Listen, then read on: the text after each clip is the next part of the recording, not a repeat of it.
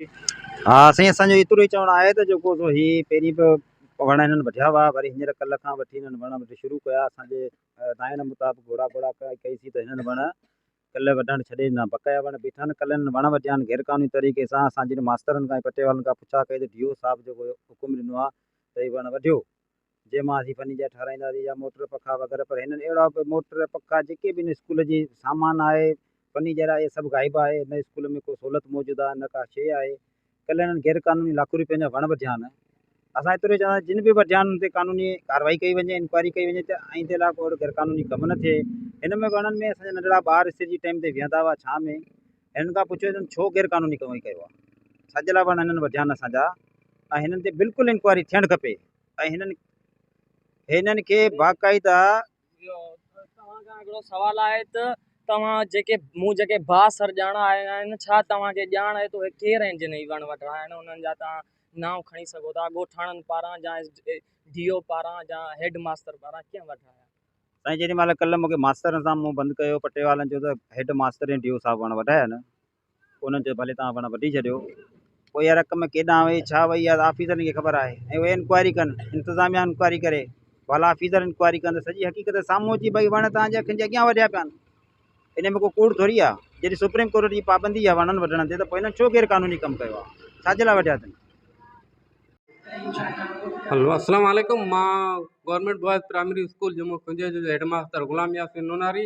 अर्ज़ु इहो त असां स्कूल जे पोयां भित जे बिल्कुलु बराबरि में वण हुया, 4-5 हुया जेके असां वढाया। इन में भित खे बि नुक़सानु थिए पियो।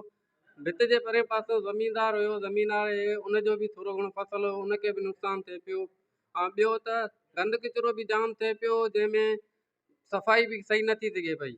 इन जे करे असां इहो क़दम खयोंसीं ॻोठाणनि जी मदद सां, चेयरमैन जी मदद सां, इंतिज़ामिया खे आगाह करे असां इहे वण वढाया।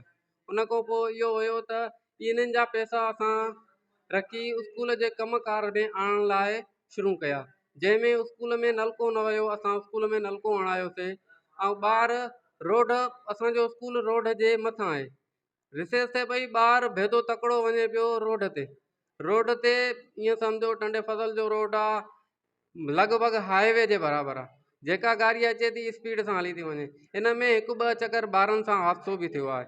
1-2 खे ॿारनि खे मोटरसाइकिल लॻी आहे, 1-2 खे कार बि लॻी आहे। इन जे करे असां इहो क़दम खयोंसीं त वण वढाए स्कूल में नलको हणायूं, ॿिया सना सुका जेके बि कम आहिनि उहे कयूं। हिन जी अहिड़ी वॾी रक़म त न हुई, रक़म कुल असांखे मिली आहे 32,000, जंहिंमें असां इहो स्कूल जो कमुकार कराए हर शइ करे इहा असां स्कूल जी बहितरी जे लाइ आणींदासीं। ॿियो को असांखे को मसइलो कोन्हे। जेको जंहिंखे आहे भले जेको बि एतिराज़ हुयो, असां इहा तक़रीबन 2-3 महीना अॻ में जूं ॻाल्हियूं हलंदड़ हुयूं। जंहिंखे बि एतिराज़ हुयो उहो अचे ऐं पंहिंजो हल करे वञे। बाक़ी हाणे कमुकार करण जो जवाबु त असां वटि बि कोन्हे। DO साहिब जो चवणु हुयो त जेकॾहिं तव्हांखे का शइ नुक़सानु पहुचाए थी स्कूल जे तरफ़ां, पोइ तव्हांखे भले इजाज़त आहे चेयरमैन जी मदद सां, ॻोठाणनि जी मदद सां पंहिंजे मीटिंग करे कार्रवाई करे पोइ तव्हां जेको क़दम ठहे उहो खणो। जॾहिं असां ॻोठाणनि सां मीटिंग कईसीं, कार्रवाई कईसीं, उन में हर शइ असांखे लिखत मौजूदु आहे। उन खां पोइ असां इहो अमल कयोसीं। इहो बि तक़रीबन 15-20 ॾींहंनि खां पोइ अमल शुरू कयो आहे। उन टाइम जंहिं इहो एतिराज़ु कयो आहे उहो त उन टाइम में ज़ाहिर ई न थियो, उहो त असां ॾे आयो बि न।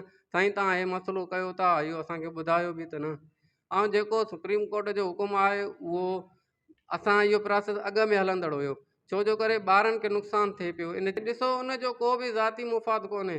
उहो भले ॻोठ जो आहे, भले न आयो हुजे, अचे बि असांजो भाउ आहे, न अचे बि असांजो भाउ आहे। जेकॾहिं उहो अहिड़ी शयुनि में हिमत करे थो त जॾहिं स्कूल जूं ॿियूं शयूं फर्नीचर वग़ैरह दर दरवाज़ो या कुझु शयूं खणिजी वञनि थियूं, चोरी थी वञनि थियूं, उन में बि त अचे न, उन में बि त असां सां साथ ॾिए न। बाक़ी हाणे असां बि त को जाइज़ कमु कयूं था, उन में ई साथ नथो ॾिए त पोइ हाणे असां हिन खे वधीक छा चई सघूं था। इंतिज़ामिया तरफ़ां असांखे कंहिं बि क़िस्म जी परमिशन त न हुई, पर हुननि चयो जेकॾहिं तव्हांजे ॻोठाणा चेयरमैन वग़ैरह राज़ी आहिनि त तव्हां भले इहो कमु कराए सघो था। साईं इहो प्रोसेस असांजो हुयो तक़रीबन 6 महीना 8 महीना अॻ में हलंदड़, पर रक़म जे करे असां ठही न सघूं पिया। ऐं वरी तक़रीबन 2-3 ॾींहं अॻ में कुदरती हादसो थी पियो, ॿार खे मोटरसाइकिल लॻी, इन करे असां एमरजेंसी में इहो क़दम खयोंसीं।